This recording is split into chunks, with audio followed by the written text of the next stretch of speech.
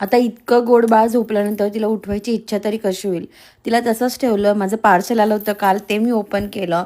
सखी उठल्यानंतर बाप लेकीने त्यांचं काम करायला घेतलं. आजकाल तिलाही हे खूप आवडतंय.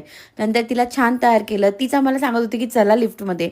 जणू तिला कळलं होतं की आम्हाला तिच्या फोटोशूटला जायचं आहे. आम्ही लांब गेलो होतो फोटोशूटला हडपसर साईडला. तिथे गेल्यानंतर सेट तर ऑलरेडी रेडी होता. त्यामुळे खूप जास्त काही तयारी करायची नव्हती. ताईने तिचं नावही लिहून ठेवलं होतं छान. ही गोड नऊवारी घातली आणि फोटोशूट करायला सुरुवात केली.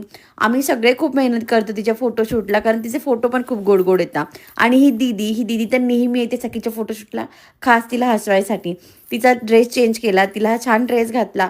यात आम्ही थोडे थोडे फोटो काढू दिले, पण नंतर तिचा मूड ऑफ झाला, मग आम्ही शूट बंद केलं. येता येता कालिका डेअरीला थांबलो, कारण मला तिथलं सगळंच खूप आवडतं. मोस्टली तर सुरळीची वडी आणि समोसा.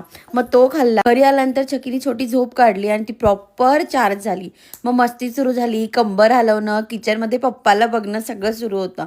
निखिलने तिची छान तेल मालिश केली आणि अशी हेअरस्टाईल केली. ती मला आवडली नाही म्हणून तिची छोटीशी अशी वेणीही घातली. रात्री मस्त फुटबॉलची मॅच चालू होती, ती बघत बघत असा संपला दिवस.